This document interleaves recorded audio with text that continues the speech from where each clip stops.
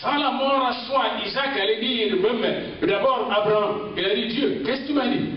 Tu m'as dit que cet enfant serait une bénédiction, c'est lui qui va multiplier toute la race d'Abraham. Mais là tu me dis, toi, Dieu, de le sacrifier, qui es-tu là? Tu es contradictoire.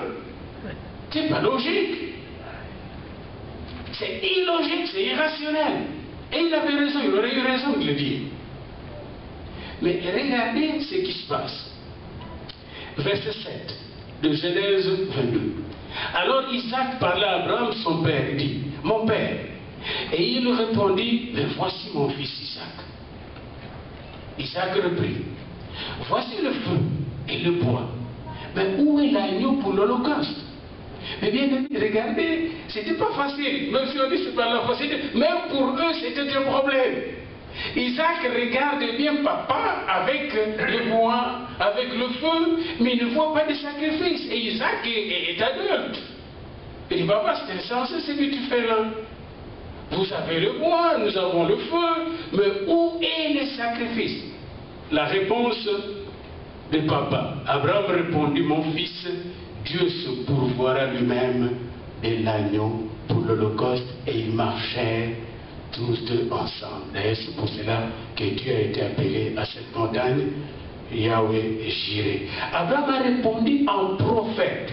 Alors, et je sais que certains d'entre vous, quand nous allons prier sur certains problèmes, peut-être que vous avez entendu pas mal de choses sur votre situation, puis Dieu va vous parler différemment aujourd'hui. Totalement différemment aujourd'hui.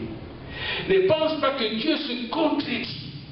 Mais Dieu veut faire quelque chose de différent. Il veut vous retirer de votre zone de confort pour vous amener dans sa zone de confort, qui n'est pas nécessairement votre zone de confort, parce que sa zone de confort n'est pas une zone charnelle, mais une zone spirituelle. Amen.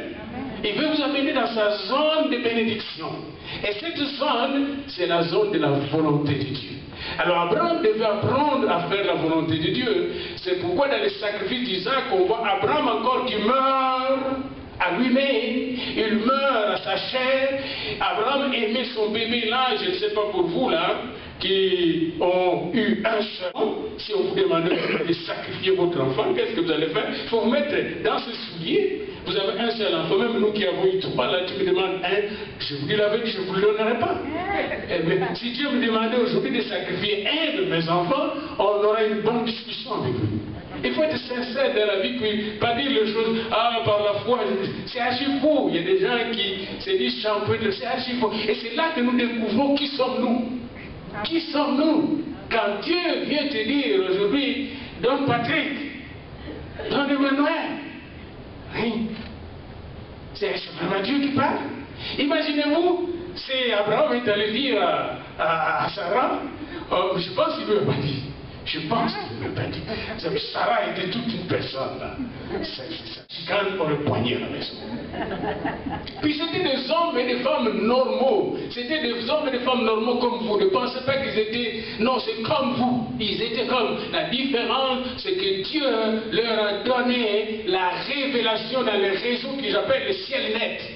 Ils étaient connectés. Quand vous êtes connectés en ce moment-là, vous luttez maintenant avec votre chair, mais vous voyez ce que Dieu veut. Amen. Et quand vous voyez ce que Dieu fait, vous dites à votre chair, oh Dieu va pouvoir. Amen. Et la même chose dans les serments que nous venons de lire, dans Genèse 24, nous voyons la même chose, bien aimé. Abraham est en train de faire monter la foi d'Élisée. Élisée, c'est son serviteur. Le vieux serviteur doit apprendre maintenant comment obéir à Dieu.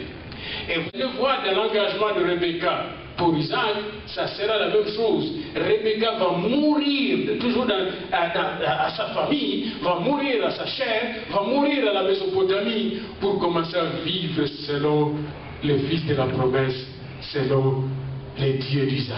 Ce sont trois expériences de la mort à soi. Et ici, je vais tirer une conclusion. Vous voulez expérimenter des choses aujourd'hui, en ce lieu, maintenant, à travers ce message, commencez par regarder les choses qui doivent mourir dans votre vie. Quelles sont les choses qui doivent mourir et laisser la place? Abraham était attaché à son joujou, à son bébé, à son fils unique. Et beaucoup d'entre nous sommes attachés à nos enfants, nous sommes attachés à nos petites bébelles là. Dieu veut que nous puissions être attachés plus à lui. Alors là, commence le miracle. Amen. Amen. Là, c'est la connexion. La mort d'Isaac, comme je vous ai dit. Dans la mort d'Isaac, je vois deux choses, trois. Premièrement, Abraham lui-même meurt à ses intérêts, à son ego, à son amour de soi, à l'amour qu'il avait de son fils pour l'investir à l'amour et à l'obéissance de Dieu. C'est un acte d'obéissance. Deuxièmement, Isaac se soumet à la volonté de Dieu et à la révélation que son père avait reçue. Troisièmement, Dieu intervient. Amen. Trois choses là. Dieu intervient. Alors il n'intervient pas en retard, il n'intervient pas avant, juste quand Abraham prend. Allez dans Genèse 22, juste quand il prend le couteau pour couper la gorge de l'enfant et l'immoler au Seigneur, Dieu intervient. Autrement dit, Dieu ne sera jamais en retard dans votre vie. Amen. Il ne sera jamais en retard. Même si vous êtes en retard, lui n'est jamais en retard. La Bible dit qu'il est toujours fidèle. L'Éternel détacha Isaac de la chair et le brancha à sa volonté. Et quand je parle de ciel net, ça veut dire la volonté de Dieu, l'Esprit de Dieu. Et c'est là le problème que nous avons tous. Souvent, nous ne sommes pas branchés avec Dieu. Parce que Abraham devait être en relation intime avec Dieu. Il devait être branché au ciel. Comme on dit, chercher d'abord le royaume de Dieu, à Yahvé, j'irai à El Elyon, l'Éternel, le Très-Haut, le Dieu Tout-Puissant, le Créateur du ciel et de la terre. Et puisqu'il était branché au ciel, il connaissait par la foi ce que Dieu allait dire, allait faire. Il a dit à son fils Isaac, il va pourvoir. Et quand il le disait, il ne voyait rien. Il ne voyait rien. Il disait ça par la foi. Il prophétisait. La prophétie, ce n'est pas que tu vois, mais tu réalises par les yeux de la foi. Amen. Et dans Hébreux 11, 17, 19, vous retrouvez ce que nous avons lu là au sujet des sacrifices d'Isaac.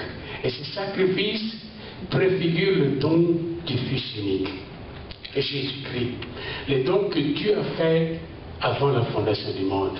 Jean 3, 16. Car Dieu a tant aimé le monde qu'il a donné. Et savez-vous pourquoi Dieu a donné son propre Fils? Pour nous brancher à lui, pour nous gagner à lui. À Jésus, nous sommes non seulement sauvés, non seulement sanctifiés, non seulement guéris, mais avec Jésus, nous devenons littéralement fils et filles de Dieu. Amen. L'Esprit lui-même rend témoignage à notre esprit que nous sommes enfants de Dieu. Et quand on est enfant de Dieu, on est en réseautage avec Dieu, on est en réseautage avec le Saint-Esprit, on est en réseautage avec Jésus-Christ. C'est-à-dire on reçoit les choses du royaume. Amen.